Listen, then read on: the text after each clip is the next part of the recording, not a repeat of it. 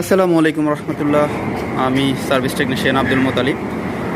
আবারও চলে এলাম আরেকটি নতুন ভিডিও নিয়ে।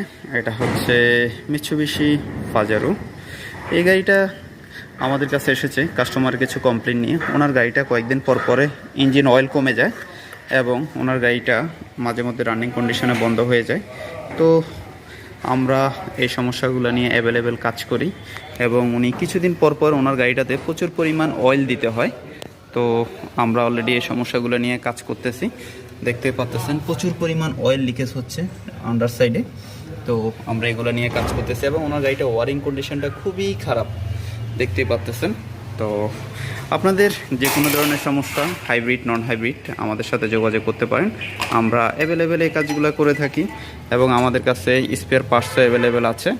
আমাদের ওয়ার্কশপ হচ্ছে AM ক্যাপিটাল অটো সলিউশন। আমাদের কন্ট্যাক্ট নাম্বার দেওয়া আছে এখানে। আশা করি